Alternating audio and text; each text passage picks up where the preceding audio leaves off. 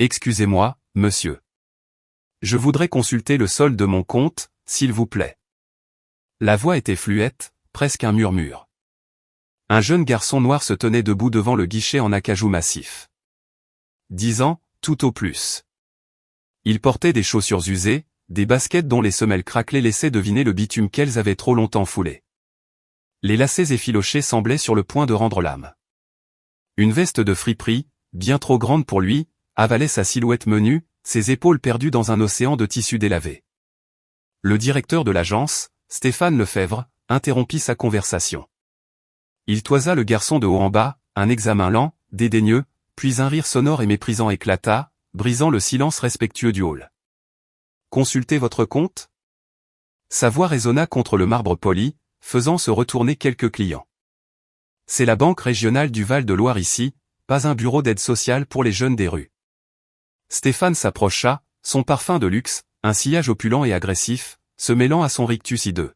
« Regardez-moi ces chaussures. Regardez-moi cette peau. » Il secoua la tête avec un dégoût théâtral, jouant pour la galerie. Encore un jeune noir qui cherche la charité. Vous êtes tous les mêmes. Sortez d'ici avant que j'appelle la sécurité. Nous servons de vrais clients, ici. L'agent de sécurité, posté près de l'entrée, fit un pas en avant, la main posée sur sa matraque, un geste lourd de menace. Un client fortuné, plus loin, cria d'une voix pâteuse, « Fichez-le dehors. Il empeste tout l'établissement. » Un rire collectif ondula dans le hall, cruel, bruyant, unanime contre ce petit garçon. Personne ne le défendit. Pas une seule personne. Mais aucun d'entre eux n'aurait pu imaginer ce qui allait se produire. Dans l'heure qui suivrait, Stéphane Lefebvre lui-même serait à genoux, suppliant non pas de l'argent, mais de la pitié. Léo Dubois ne s'enfuit pas. Il ne cria pas. Il resta sur ses positions, exactement comme Mamie Monique le lui avait appris. « Monsieur, j'ai un compte ici. » Sa voix tremblait mais ne se brisa pas. « Ma grand-mère me l'a ouvert. Elle est décédée il y a 2 mois. Elle m'a laissé ça. » Il tendit une enveloppe Kraft. À l'intérieur se trouvaient les documents, la carte bancaire, et la lettre que sa grand-mère lui avait écrite avant de mourir. Stéphane Lefebvre leva les yeux au ciel de manière ostentatoire. « Votre grand-mère. » Il balaya du regard les clients qui observaient la scène, savourant son audience. « Laissez-moi deviner. Elle vous a aussi laissé un château dans la Loire et un jet privé ?» Nouveaux éclats de rire. Les clients fortunés adoraient le spectacle. Chloé Martin, la guichetière principale, se pencha par-dessus son comptoir, une moue de dégoût aux lèvres. « Monsieur Lefebvre, dois-je appeler la police ? Ce gamin tente visiblement une arnaque. » Stéphane fit un geste de la main. « Pas encore. Voyons d'abord quel genre de tour il essaie de nous jouer. » Il arracha l'enveloppe des mains de Léo, en sortit brutalement les documents. Ses yeux les parcoururent avec un mépris las. Puis il vit la carte bancaire. Noire, premium, une platinum réserve, du type de celle qui n'était délivrée qu'aux clients les plus fortunés. Une fraction de seconde, une lueur traversa le visage de Stéphane. De la confusion, peut-être même un doute. Mais le préjugé est une chose puissante. Il peut vous rendre aveugle à ce qui est juste sous vos yeux.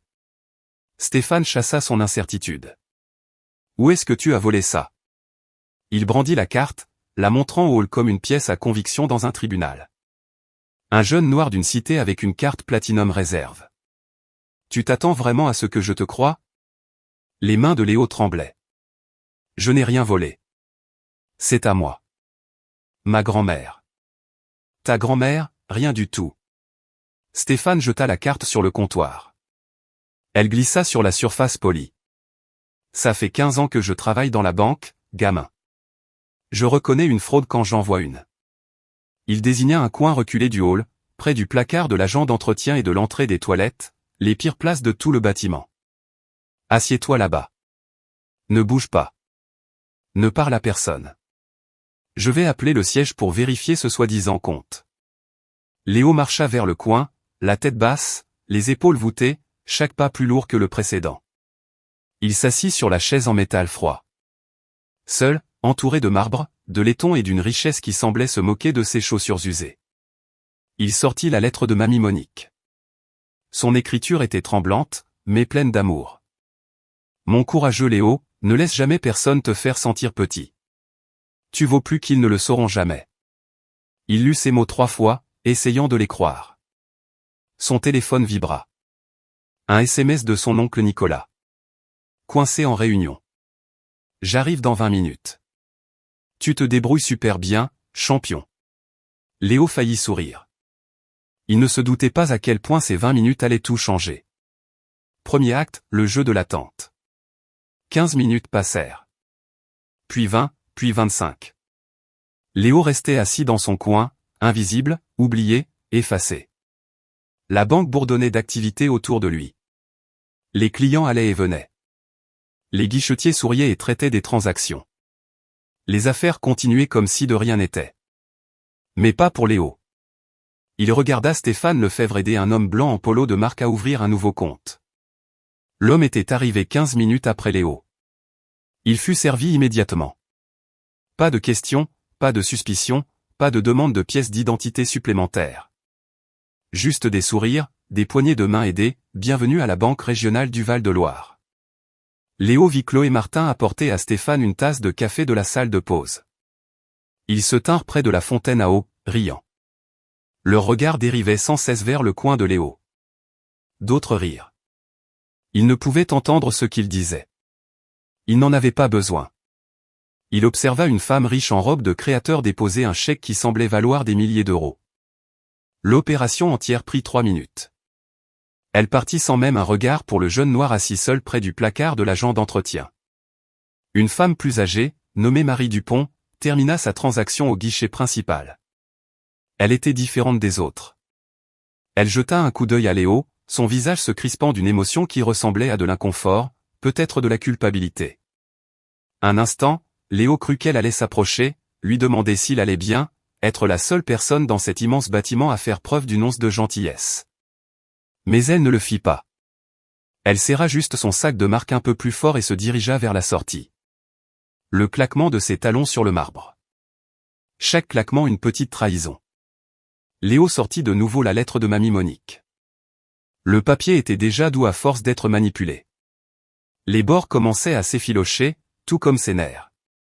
Tu es plus courageux que tu ne le crois, plus fort que tu ne le sembles, et plus aimé que tu ne le sais. Mamie Monique lui lisait cette citation tous les soirs avant de dormir. Elle disait que c'était un auteur célèbre qui l'avait écrite. Le Petit Prince, lui avait-elle dit avec un clin d'œil. Même les princes des étoiles connaissent la sagesse. Il ne se souvenait pas de l'auteur. Il se souvenait juste de sa voix. Chaude comme le miel, sûre comme une forteresse, disparue comme la fumée. Son téléphone vibra de nouveau. Oncle Nicolas. Réunion qui s'éternise. Encore 15 minutes. Reste fort, champion. Léo répondit avec des doigts tremblants. D'accord. Il ne mentionna pas les rires, les insultes, la façon dont Stéphane l'avait regardé comme s'il était un déchet à jeter. Il ne voulait pas inquiéter son oncle Nicolas. 30 minutes maintenant. Toujours à attendre, toujours invisible. Un agent de sécurité nommé Marc Bernard se tenait près de l'entrée. Il était noir, comme Léo. La cinquantaine, des yeux fatigués qui en avaient trop vu, des cheveux poivre et sel coupés courts. Marc avait tout vu. Les insultes, les rires, la façon dont Stéphane avait humilié le garçon devant tout le monde. Il voulait intervenir. Mon Dieu, comme il le voulait. Mais il avait un crédit immobilier. 2 enfants à l'université, 11 ans dans cette banque à construire une retraite. Le silence signifiait un emploi. L'emploi signifiait la survie. La survie signifiait que sa famille ne finirait pas à la rue. Marc détourna le regard. Se détesta pour ça. Détourna le regard quand même.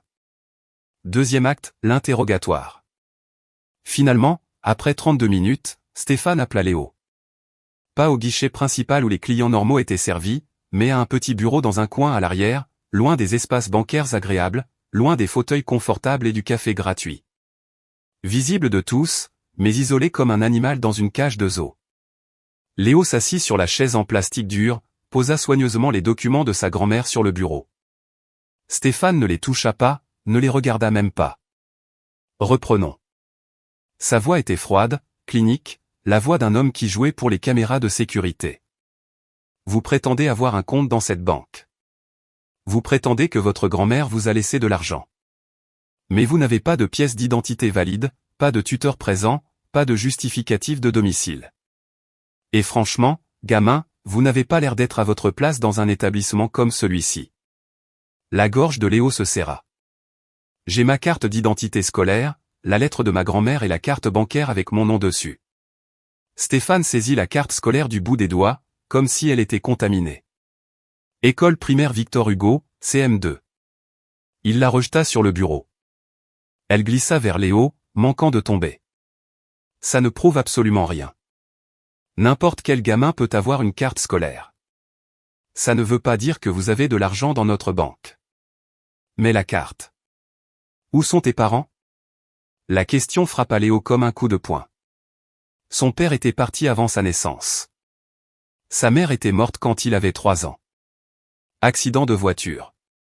Il ne se souvenait même pas de son visage, sauf sur les photos. Je vis avec mon oncle. Sa voix sortit faible, blessée. Et où est-il, ce mystérieux oncle? Il arrive. Il est en réunion. Une réunion importante.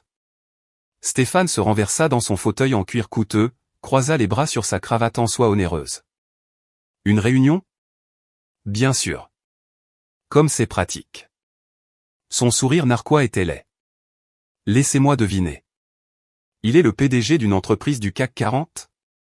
C'est pour ça qu'un jeune noir de 10 ans en chaussures déchirées a une carte Platinum Réserve, parce que son oncle est si riche et important. Avant que Léo puisse répondre, Chloé apparut à côté de Stéphane. Elle se pencha et lui chuchota quelque chose à l'oreille. Ils regardèrent tous les deux Léo. Le sourire narquois de Chloé était le parfait jumeau de celui de Stéphane. Je ne sais pas quel genre d'arnaque vous et votre soi-disant oncle êtes en train de monter, dit Stéphane, plus fort maintenant, voulant que les autres clients entendent, mais ça ne marchera pas ici. Je gèle ce compte en attendant une enquête complète. Les yeux de Léo s'écarquillèrent. Vous ne pouvez pas faire ça.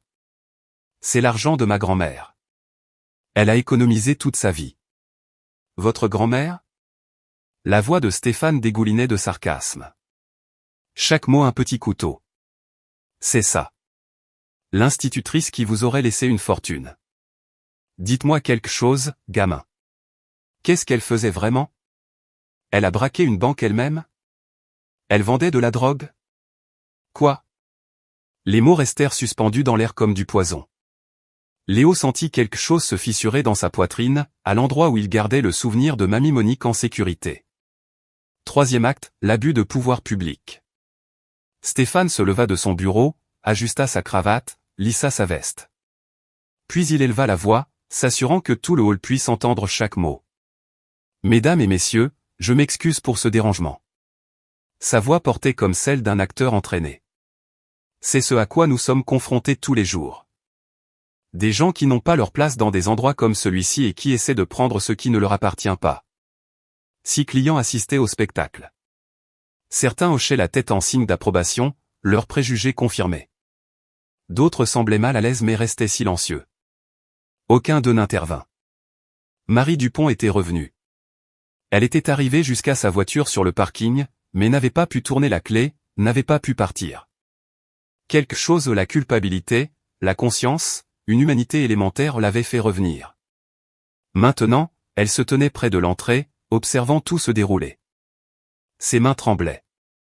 Je ne sais pas où vous avez volé cette carte, continua Stéphane, désignant Léo comme un procureur lors d'un procès.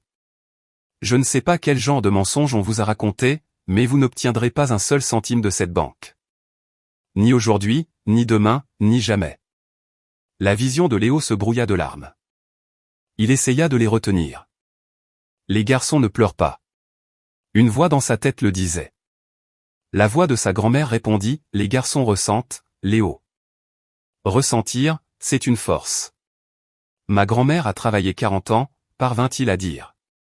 Sa voix se cassa, mais il continua. Elle était institutrice à l'école primaire Victor Hugo. Elle a tout économisé pour moi. Elle a promis. Épargne-moi ton histoire larmoyante. La voix de Stéphane fut une gifle. Je les ai toutes entendues. Tous les arnaqueurs ont une grand-mère morte et une histoire tragique. Il se tourna vers Marc, toujours posté près de l'entrée. Sécurité, escortez ce gamin hors de ma banque, maintenant. Marc ne bougea pas. Ses pieds semblaient cloués au sol de marbre. Vous m'avez entendu? La voix de Stéphane devint plus aiguë. J'ai dit, maintenant. Marc marcha lentement vers Léo. Chaque pas une petite mort de son amour-propre. 11 ans de silence. 11 ans à regarder Stéphane humilier des gens qui ne correspondaient pas à son image du vrai client. Des immigrés peinant avec le français. Des femmes en vêtements de seconde main. Des personnes âgées déroutées par la technologie. Quiconque avait l'air pauvre, parlait différemment, semblait vulnérable. Marc n'avait jamais rien dit. Pas une fois. Jamais. Aujourd'hui ne serait pas différent. Aujourd'hui, il était encore un lâche. Il s'arrêta devant Léo, tendit la main, incapable de croiser le regard du garçon. Léo se leva de lui-même. Il n'avait pas besoin d'aide. Il ramassa la lettre de sa grand-mère sur le bureau, la pressa contre son cœur comme un bouclier, et marcha vers la porte avec toute la dignité qu'un enfant de 10 ans pouvait rassembler. La voix de Stéphane le suivit comme une malédiction.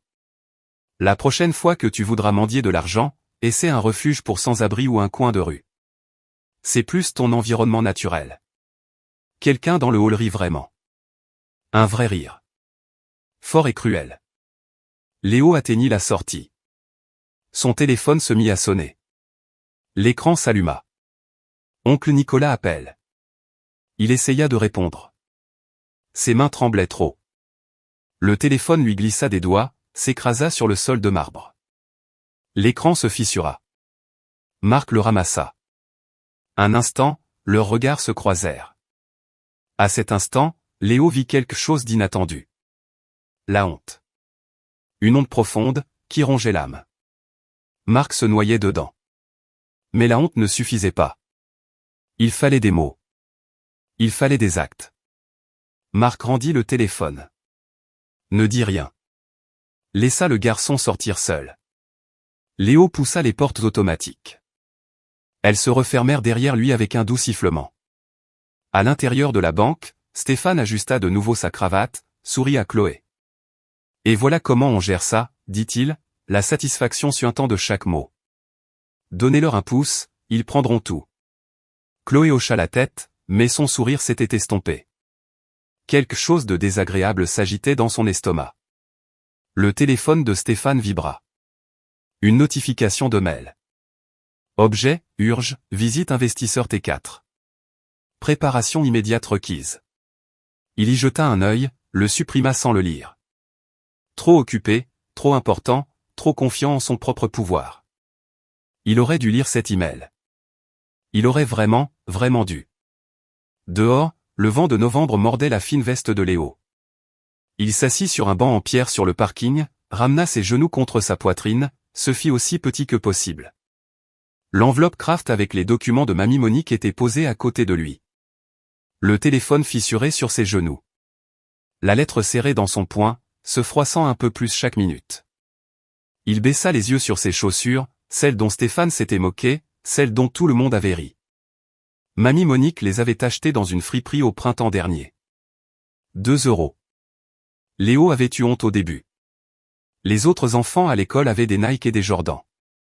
Les chaussures ne font pas l'homme, mon bébé, avait dit sa grand-mère, s'agenouillant pour lui faire ses lacets. C'est le caractère qui le fait. Et tu as plus de caractère dans ton petit doigt que la plupart des gens dans tout leur corps. Elle avait porté ses propres chaussures jusqu'à ce qu'elles tombent en morceaux, les avait réparées avec du ruban adhésif et de la colle jusqu'à ce qu'elles ne puissent plus être réparées. Léo comprenait maintenant pourquoi. Chaque euro qu'elle ne dépensait pas pour elle était un euro qu'elle économisait pour lui. Des larmes tombèrent sur l'écran fissuré du téléphone. Il ne prit pas la peine de les essuyer. Il essaya d'appeler son oncle Nicolas.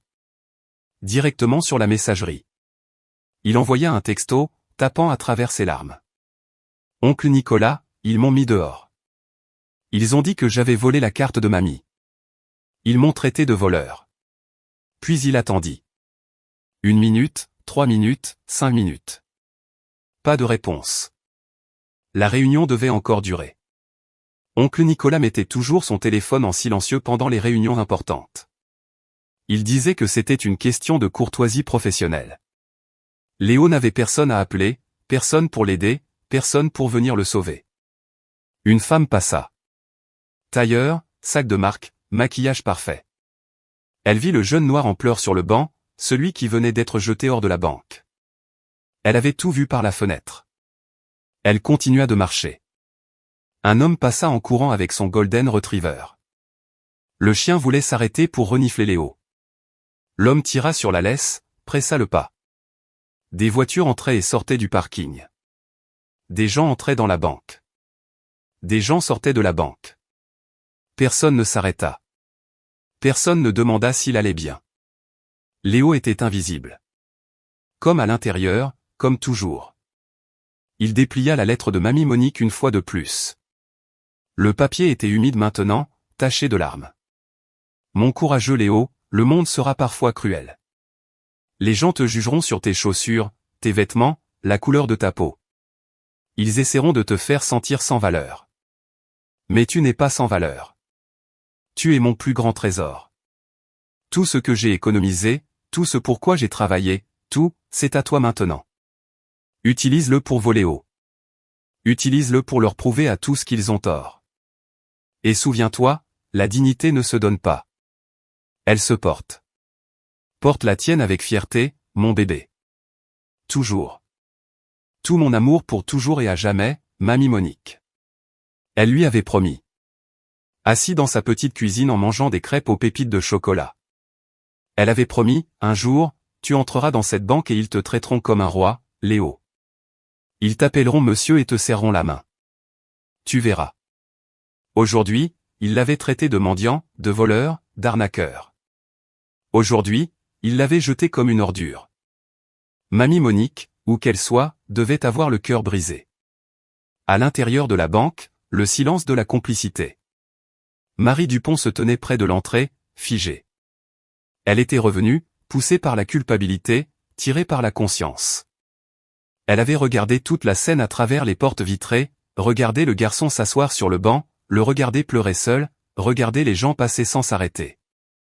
Elle devrait sortir, s'asseoir avec lui dire que tout irait bien. Mais que dirait-elle? Que pourrait-elle bien dire?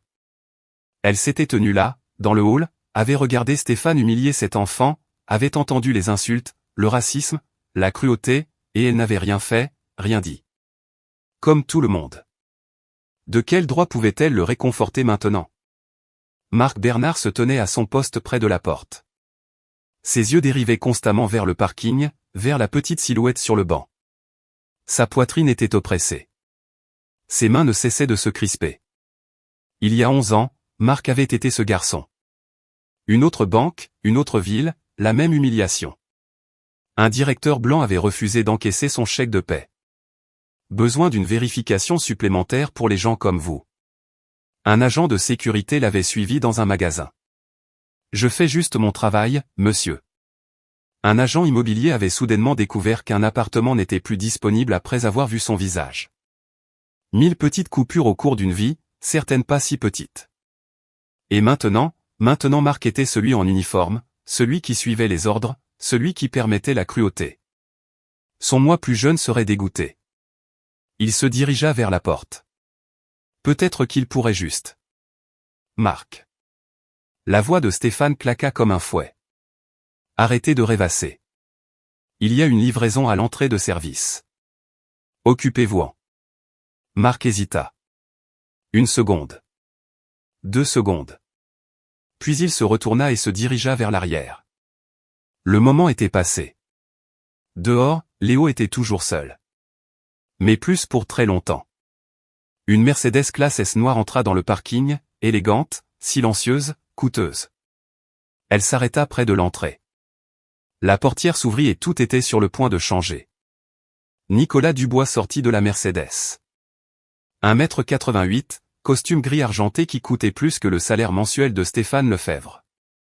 Les tempes grisonnantes, une aura d'autorité tranquille qui poussait instinctivement les gens à se redresser. Il repéra Léo immédiatement. Son neveu, le fils unique de sa sœur décédée, le dernier morceau vivant de sa mère, Monique, qui restait en ce monde? Assis sur un banc froid, en pleurs, serrant une lettre froissée, complètement seul. La mâchoire de Nicolas se contracta, un muscle tressaillit sous son œil, le seul signe visible de la fureur qui montait en lui. Il marcha jusqu'au banc, s'agenouilla pour être au niveau des yeux de Léo. Et, champion. Sa voix était douce, un contraste saisissant avec tout ce que Léo avait entendu au cours de la dernière heure. Je suis là maintenant. Léo leva les yeux. Son visage se décomposa complètement. Oncle Nicolas. Il se jeta dans les bras de son oncle, sanglota contre son épaule coûteuse, les larmes et la mort tachant le mélange de soie et de laine. Nicolas se fichait du costume, ne le remarqua même pas. Il serra son neveu fort, ne le pressa pas, ne posa pas de questions. Il laissa simplement le garçon pleurer jusqu'à ce que les tremblements cessent. Raconte-moi ce qui s'est passé. Léo lui raconta tout. Chaque mot, chaque insulte, chaque rire, chaque moment d'humiliation. Nicolas écouta dans un silence absolu. Son visage resta calme, maîtrisé, mais ses yeux s'assombrirent à chaque phrase. Plus dur, plus froid. Quand Léo eut terminé, Nicolas se releva lentement. « Tu n'as rien fait de mal, dit-il. » Sa voix était ferme comme le roc. « Rien. Tu me comprends? Ce n'est pas ta faute. Rien de tout ça. Mais ils ont dit. Ils ont eu tort. Et ils sont sur le point de découvrir à quel point ils ont eu tort. » Il prit la main de Léo, commença à marcher vers l'entrée de la banque. Léo recula. « Je ne veux pas y retourner. S'il te plaît, oncle Nicolas. S'il te plaît. » Nicolas s'arrêta, s'agenouilla de nouveau. « Je sais, champion. Je sais que ça fait peur. Mais parfois, nous devons affronter les gens qui nous ont fait du mal. » Il serra la main de Léo. Pas pour les combattre, pas pour leur crier dessus. Mais pour leur montrer qu'ils ne pouvaient pas nous briser. Que nous sommes toujours debout. Qu'ils n'ont aucun pouvoir sur nous. Léo regarda les portes vitrées, le hall de marbre au-delà, l'endroit où il avait été humilié. Il pensa à Mamie Monique. Qu'aurait-elle voulu qu'il fasse? La dignité ne se donne pas. Elle se porte. D'accord, murmura-t-il. D'accord. Une deuxième voiture entra dans le parking. Un SUV de luxe aux vitres teintées. Une femme en sortit. Grande, élégante, professionnelle.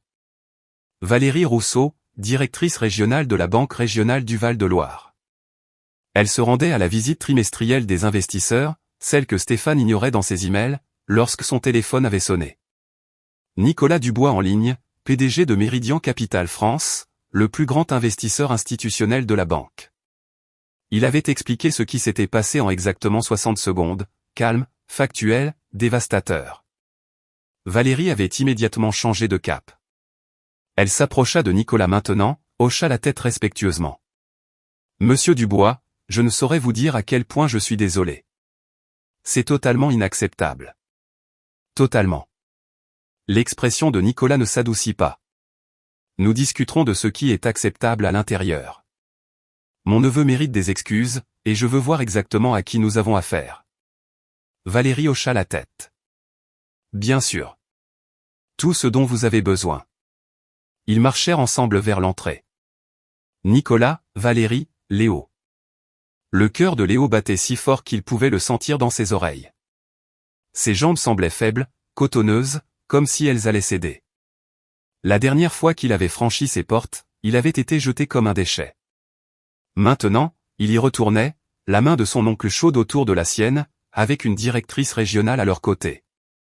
Il ne comprenait pas tout ce qui se passait, mais il comprenait ceci, quelque chose avait changé. Le sol sous ses pieds semblait différent. Les portes automatiques s'ouvrirent. Le hall devint silencieux. Toutes les têtes se tournèrent. Stéphane Lefebvre vit d'abord Valérie Rousseau. Son visage devint blanc comme un linge. La directrice régionale. Une visite impromptue. C'était très, très mauvais. Il se précipita, ajustant sa cravate, forçant son sourire VIP sur son visage. Madame Rousseau, quelle merveilleuse surprise. Sa voix était trop forte, trop empressée. Nous ne vous attendions pas avant. Les plans ont changé. La voix de Valérie aurait pu geler l'eau. Puis Stéphane remarqua l'homme à côté d'elle. Grand, distingué, le genre de costume qui criait l'argent et le pouvoir. Et tenant la main d'eux. L'estomac de Stéphane se noua. Le jeune noir. Celui qu'il venait de jeter dehors.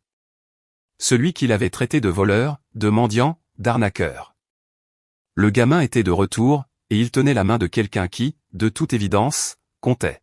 « J'aimerais vous présenter quelqu'un, » dit Valérie. Sa voix porta à travers le hall silencieux. « Voici Nicolas Dubois, fondateur et PDG de Meridian Capital France. » Le nom frappa Stéphane comme un coup. Meridian Capital France. Le plus grand investisseur institutionnel de la banque. 34% des parts de la société mère.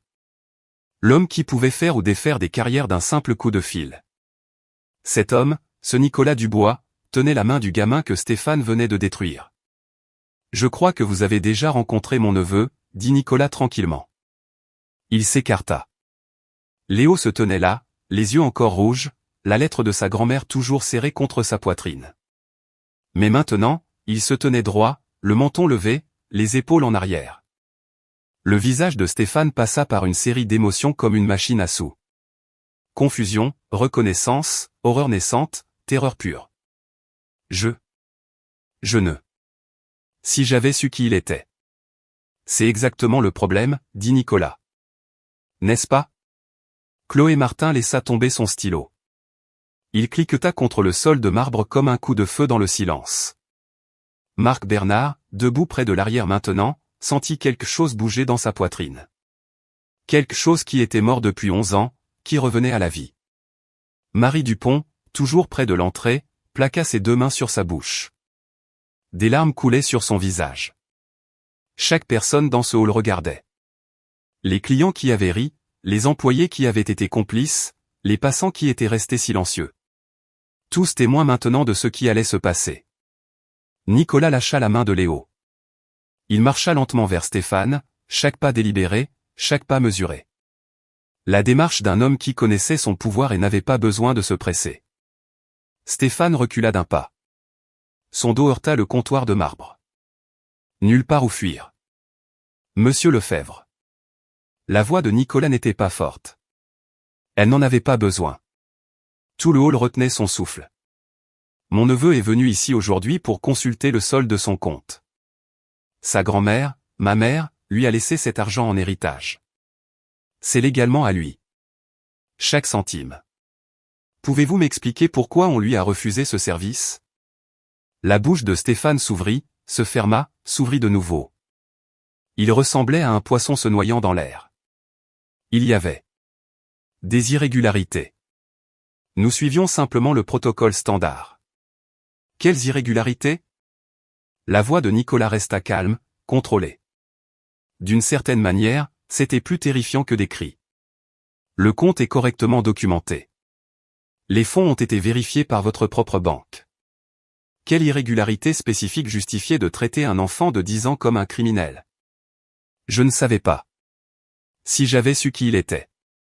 C'est exactement le problème. Nicolas s'approcha. Stéphane essaya de se presser contre le comptoir, mais il n'y avait nulle part où aller. Vous ne saviez pas qui il était, alors vous avez décidé qu'il n'était personne. Vous avez vu un jeune noir en chaussures usées, et vous avez porté un jugement. Pas sur les protocoles, pas sur les politiques. Sur qui mérite d'être traité comme un être humain. Les mots tombèrent comme des coups de marteau. Ma mère a travaillé 40 ans comme institutrice en école primaire. Elle a pris le bus jusqu'à ses 70 ans parce qu'elle n'a jamais voulu gaspiller d'argent dans une voiture. Elle a porté le même manteau d'hiver pendant 15 ans. Elle a mangé des produits de marque distributeur pour pouvoir mettre de l'argent de côté. La voix de Nicolas ne faiblit pas. Si elle était entrée ici aujourd'hui, vous l'auriez traitée exactement de la même manière. Vous auriez ri d'elle, l'auriez humiliée, l'auriez mise à la porte. Stéphane ne dit rien. Il n'y avait rien à dire. Elle aurait mérité mieux. Tout comme Léo. Tout comme chaque personne qui franchit ses portes. Nicolas se tourna vers Valérie. Avant de discuter des conséquences, je veux que Monsieur Lefebvre voie quelque chose. Valérie hocha la tête. Nicolas se dirigea vers le guichet principal. Léo le suivit, lui tenant toujours la main. Chloé se tenait derrière son ordinateur, figée. Son visage avait la couleur du vieux papier. Affichez le compte de mon neveu, dit Nicolas. Ce n'était pas une demande. Chloé regarda Valérie.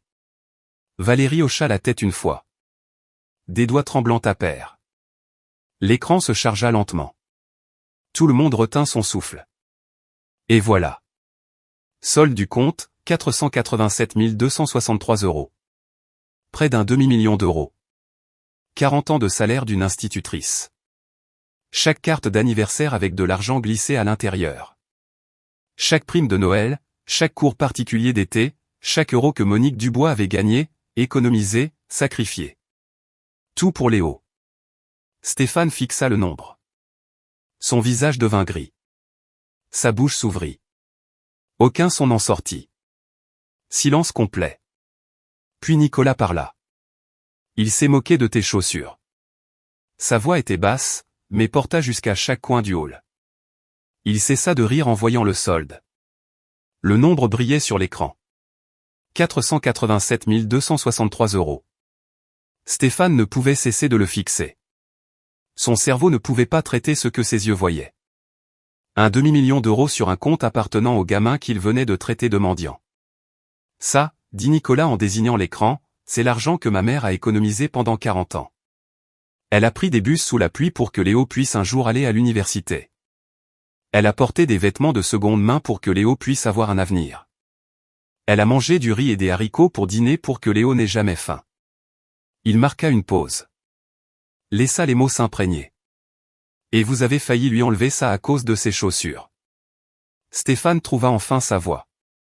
Elle sortit cassée et désespérée. Je ne savais pas. Si j'avais su qu'il y avait autant d'argent. Et c'est le vrai problème. La voix de Nicolas devint froide, tranchante comme une lame. Vous l'auriez traité différemment si vous saviez qu'il avait de l'argent. Votre respect a un prix. Mais la dignité humaine n'en a pas. Il regarda le nombre une dernière fois, puis Léo. Ma mère me disait toujours quelque chose. Une personne qui traite le serveur différemment du PDG n'a aucun caractère. Aujourd'hui, vous avez montré votre caractère, monsieur Lefebvre. Tout le hall l'a vu. Stéphane n'avait rien à dire, car Nicolas avait raison et tout le monde le savait. Valérie Rousseau s'avança. Ses talons claquèrent sur le marbre comme un compte à rebours. Stéphane, dans mon bureau. Maintenant. Stéphane ne bougea pas. Ne pouvait pas bouger. Ses jambes s'étaient transformées en béton. Stéphane. Il cligna des yeux. Regarda Valérie, puis Nicolas, puis Léo, le garçon qu'il avait moqué, insulté, humilié, mis à la porte. Le garçon dont la grand-mère lui avait confié tout ce qu'elle avait jamais gagné. La carrière de Stéphane défila devant ses yeux. 15 ans, à construire des relations, à gravir les échelons, le bureau d'angle, la voiture de fonction, tout cela s'effondrant comme du sable. Je peux expliquer, murmura-t-il. Vous aurez cette opportunité. La voix de Valérie était de glace et de fer. En privé. Maintenant. Elle se tourna et se dirigea vers les bureaux de l'arrière. Stéphane suivit, les jambes chancelantes. Nicolas les regarda partir. Puis il s'agenouilla à côté de Léo. Ça va, champion? Léo hocha lentement la tête. Ses yeux étaient toujours fixés sur l'écran. Mamie a économisé tout ça pour moi. Chaque centime. Elle a ouvert le compte le jour de ta naissance. Y a ajouté de l'argent chaque mois. N'en a jamais manqué un, même quand les temps étaient durs. Mais elle n'a jamais eu de belles choses. Son appartement était si petit. Parce qu'elle te donnait tout. La voix de Nicolas était douce. C'est à ça que ressemble l'amour parfois, Léo.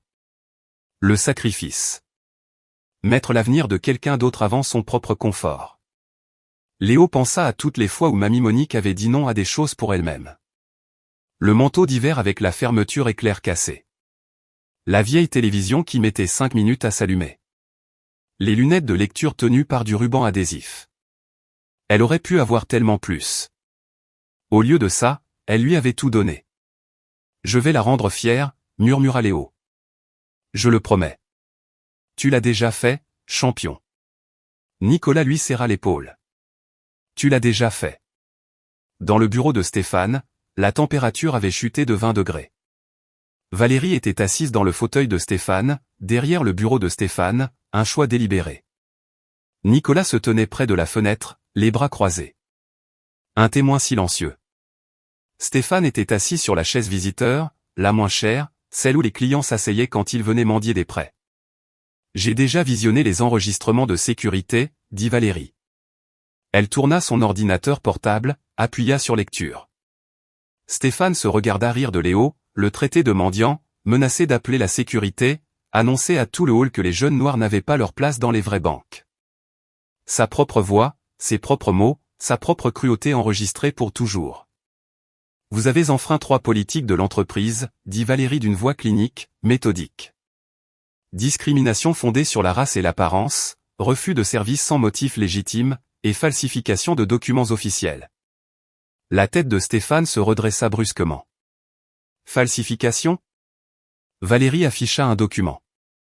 Vous avez déposé un rapport d'incident il y a 23 minutes. Il stipule que Léo Dubois était agressif, menaçant, et a refusé de fournir une pièce d'identité appropriée lorsqu'on la lui a demandé. Elle le regarda. Les images de sécurité montrent un garçon poli de 10 ans demandant à consulter son compte. Elle vous montre en train de vous moquer de lui, d'insulter sa race, et de le faire expulser physiquement des locaux. Je protégeais les intérêts de la banque. Vous protégiez vos préjugés. Valérie ferma l'ordinateur portable. Il y a une différence significative. Elle se leva, contourna le bureau, se tint au-dessus de Stéphane comme un juge sur le point de prononcer une sentence. Avec effet immédiat, vous êtes suspendu sans solde. Votre prime du T4, la totalité des 35 000 €, est annulée. Une enquête complète des RH commencera demain matin. Si elle confirme une intention discriminatoire, et sur la base de ces images, ce sera le cas, un licenciement pour faute grave suivra. Le visage de Stéphane s'effondra comme du papier mouillé. 15 ans. J'ai donné 15 ans à cette banque. Et en 15 ans, vous auriez dû apprendre que chaque client mérite un respect élémentaire. Valérie ouvrit la porte. La sécurité vous escortera pour récupérer vos effets personnels. Vos identifiants d'accès ont déjà été révoqués. Stéphane se leva, ses jambes le soutenaient à peine. Il regarda Nicolas une dernière fois, cherchant la pitié, n'en trouvant aucune. Si ce n'était pas votre neveu. Vous avez raison. La voix de Nicolas était calme, dévastatrice. S'il n'était pas mon neveu, il serait parti sans rien, aurait déposé une plainte qui aurait été ignorée, aurait peut-être appelé un avocat qui lui aurait dit que ça n'en valait pas la peine. C'est exactement le problème, monsieur Lefebvre. Il ne devrait pas avoir besoin de moi pour être traité comme un être humain. Personne ne le devrait. Stéphane n'eut aucune réponse. Il sortit de son propre bureau, passa devant ses propres employés, traversa son propre hall. Pour la dernière fois.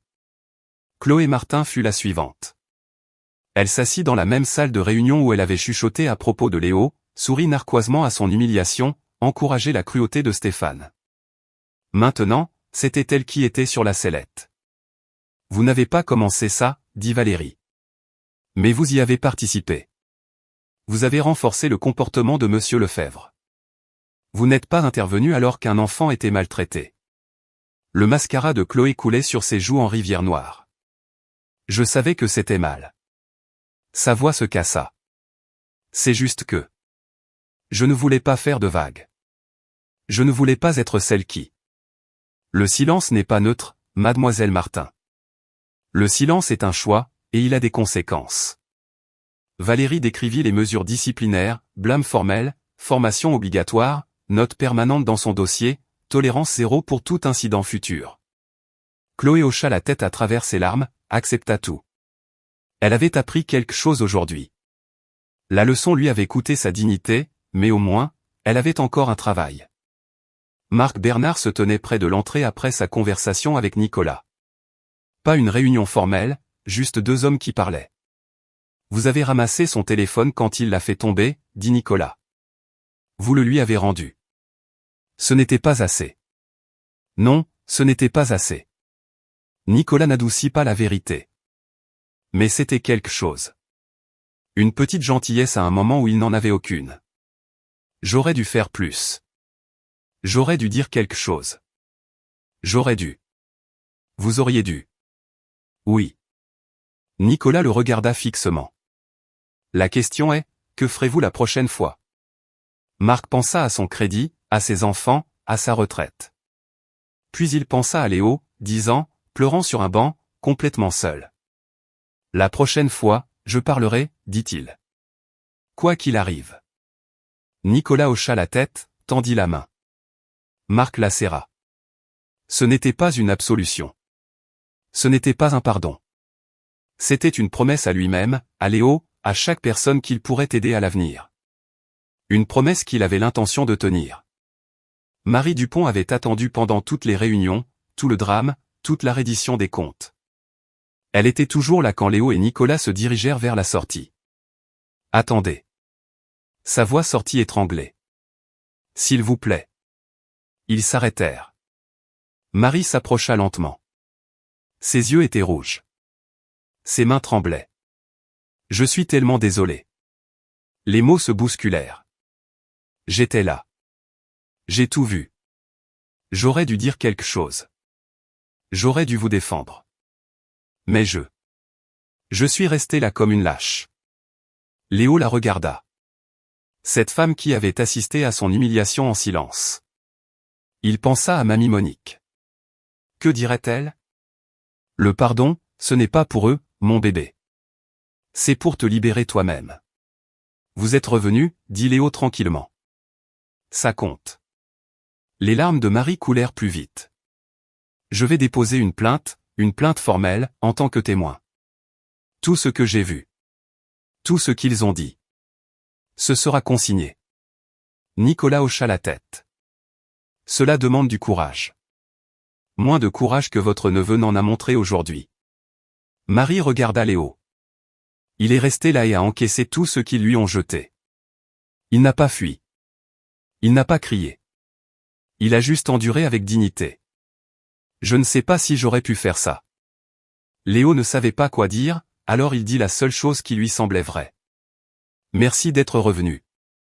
Marie hocha la tête, essuya ses yeux, et se dirigea vers le service client pour déposer sa plainte. Un petit acte de courage. C'était un début. La nouvelle se répandit dans la banque comme une traînée de poudre. À l'heure de la fermeture, tout le monde savait. Stéphane Lefebvre, 15 ans de service, directeur d'agence, licencié pour faute grave. La raison officielle, violation des politiques de l'entreprise concernant le service client et la conduite professionnelle. La vraie raison se propagea par chuchotement et texto. Il s'est moqué d'un jeune noir, l'a traité de mendiant, l'a mis dehors. Il s'avère que l'oncle du gamin possède un tiers de la banque. Le lendemain matin, c'était dans les nouvelles régionales. La semaine suivante, nationale. Pas les détails. Ceux-ci furent gardés privés pour protéger Léo. Mais l'histoire sortit. Directeur de banque licencié pour discrimination envers un enfant. Un investisseur majeur impliqué. Responsabilité totale de l'entreprise. Les gens en parlèrent, en débattirent, partagèrent leurs propres histoires. C'est devenu un moment. Le licenciement de Stéphane Lefebvre fut finalisé en 72 heures. Pas d'indemnité, pas de lettre de recommandation, pas d'avantage de retraite au-delà de ce qui était légalement requis. 15 ans de travail, parti en 15 minutes. Il postula dans d'autres banques. Le mot s'était répandu. Personne ne voulait l'embaucher. Il finit par gérer un bureau de tabac dans une zone commerciale à 3 villes de là, et dans le même genre de personnes dont il se moquait autrefois. Certains appelèrent ça le karma. D'autres, la justice. Stéphane n'appela ça rien du tout. Il n'avait pas les mots. Chloé Martin garda son emploi, de justesse. Elle suivit chaque module de formation, arriva tôt, resta tard, ne sourit plus jamais narquoisement à un autre client. 6 mois plus tard, elle fut mutée dans une autre agence. Besoin d'un nouveau départ.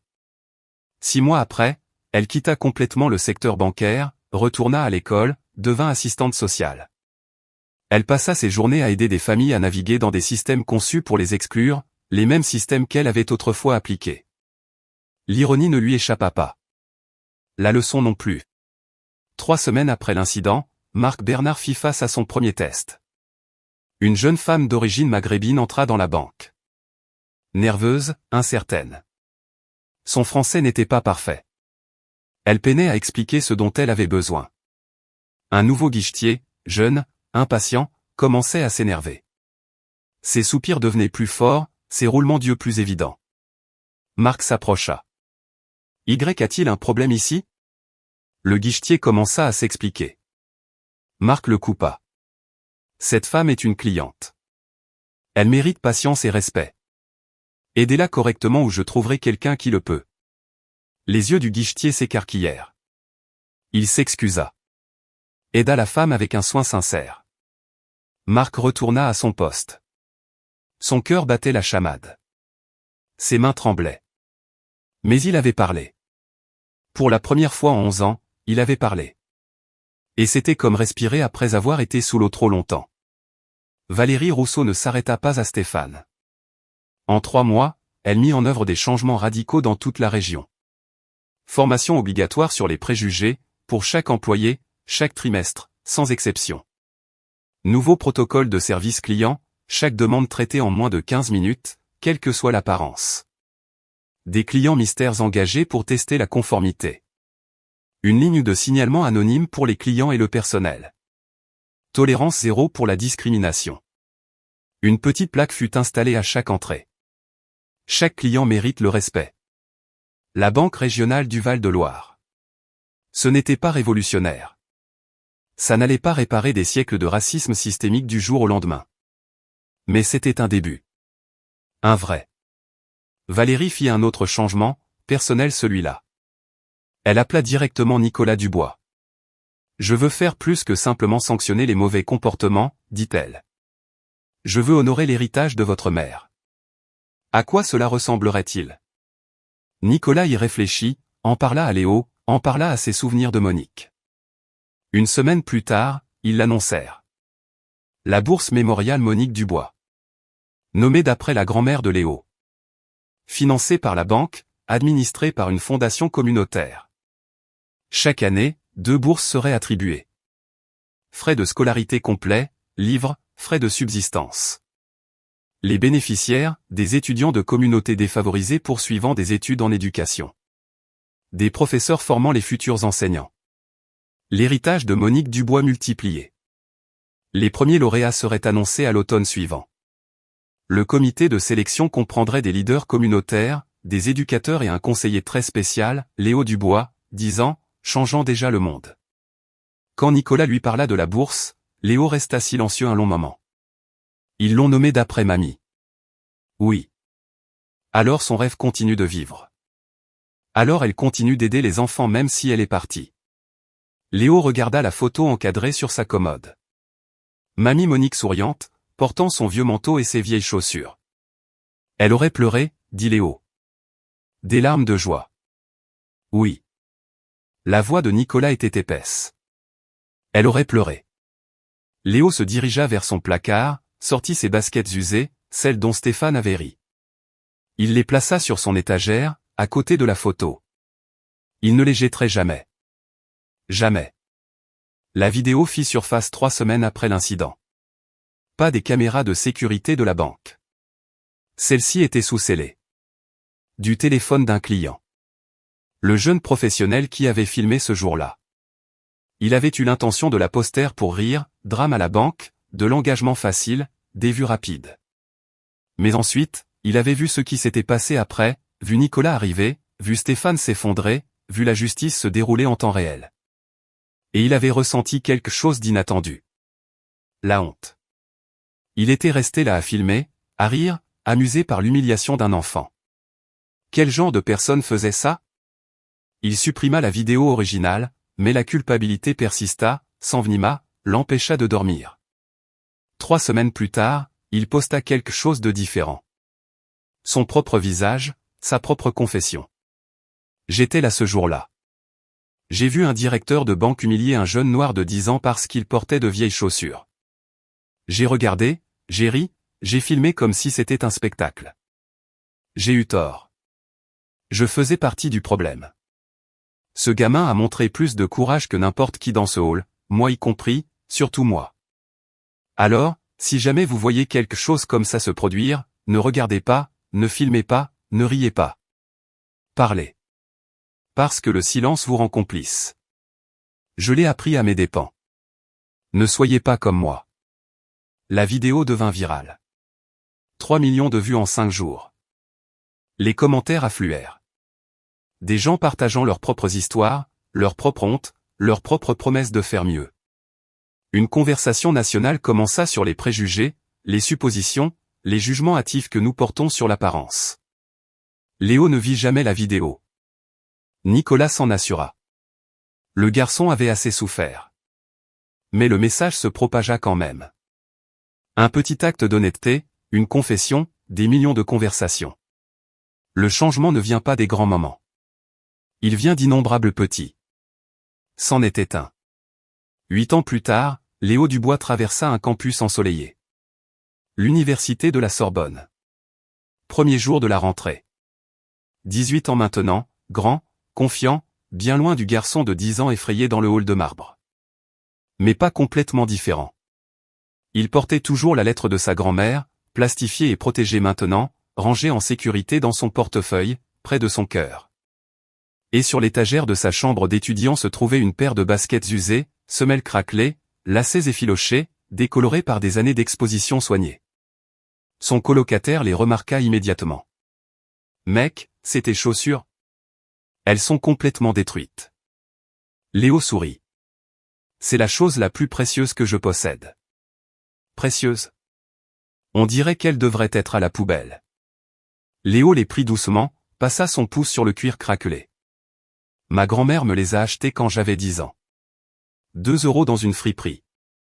Elle s'est excusée de ne pas pouvoir s'offrir mieux. Il les reposa sur l'étagère. Elle a économisé un demi-million d'euros pour mes études. A porté le même manteau pendant 15 ans. A pris le bus sous la pluie. A mangé de la nourriture bon marché pour que je puisse avoir un avenir. Il regarda son colocataire. Ces chaussures me rappellent que l'amour, ce n'est pas ce que tu as, c'est ce que tu donnes. Son colocataire resta silencieux un long moment. C'est vraiment beau, mec. Oui. Léo toucha les chaussures une dernière fois. Elle était vraiment belle. Nicolas Dubois continua de diriger Méridian Capital France, mais il fit des changements, lui aussi. Il lança un programme de mentorat pour les jeunes des communautés défavorisées. Des stages rémunérés, de réelles opportunités, de véritables parcours de carrière. Pas de la charité, de l'investissement. Le talent est réparti de manière égale, dit-il à son conseil d'administration. Les opportunités ne le sont pas. Nous pouvons changer ça.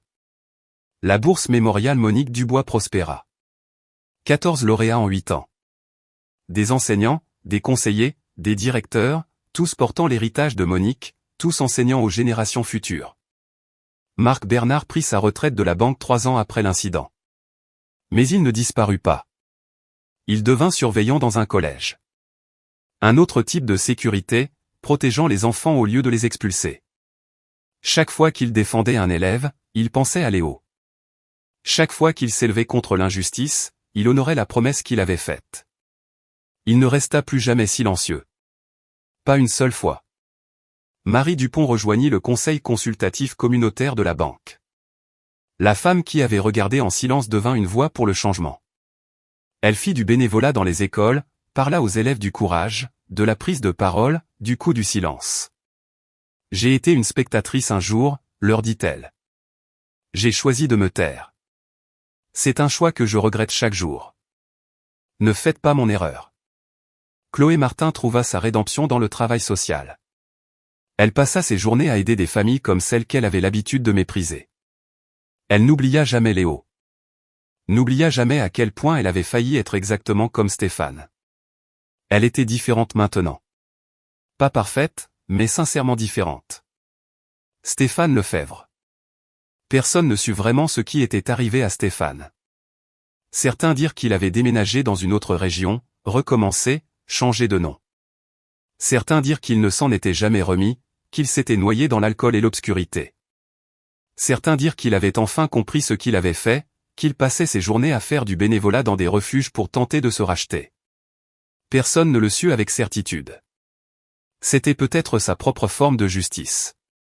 Léo se tenait à la fenêtre de sa chambre alors que le soleil se couchait sur Paris. Demain, les cours commenceraient.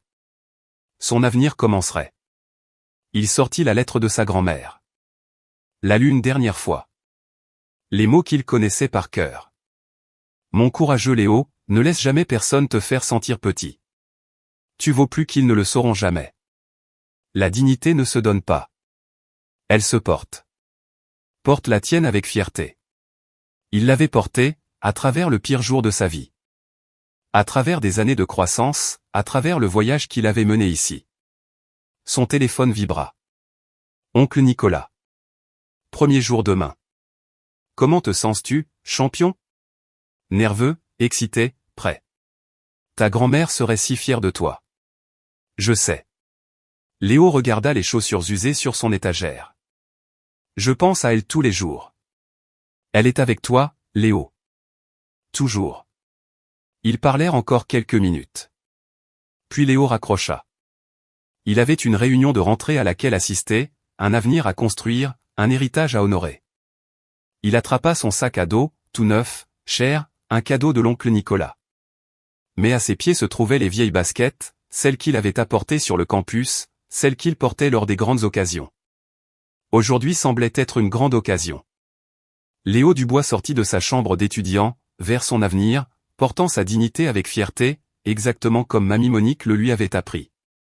Le respect n'est pas une récompense pour le succès. Il ne se gagne pas avec de l'argent, des vêtements chics ou en connaissant les bonnes personnes. C'est la base de l'humanité. Le minimum que nous nous devons les uns aux autres. Léo Dubois n'avait pas besoin d'un oncle puissant pour mériter une décence élémentaire. Personne n'en a besoin. Mais ce jour-là, à la banque, il apprit quelque chose d'important. Certaines personnes mesurent votre valeur à vos chaussures, d'autres à votre portefeuille. Quelques rares personnes la mesurent à votre caractère. Soyez l'un de ces rares. Et si jamais vous vous trouvez dans un hall à regarder quelqu'un se faire humilier, demandez-vous, quelle personne voulez-vous être? Celle qui a ri, celle qui a filmé, celle qui est restée silencieuse, ou celle qui a parlé? Le choix vous appartient. Il vous appartient toujours. La dignité ne se donne pas. Elle se porte. Portez la vôtre avec fierté et aidez les autres à porter la leur. C'est ainsi que nous changeons le monde. Un petit acte de courage à la fois. Si cette histoire vous a rappelé quelque chose dont vous avez été témoin ou quelque chose sur lequel vous êtes resté silencieux, partagez-la. Pas pour nous. Pour le prochain Léo qui entrera quelque part, seul, et aura besoin que quelqu'un parle.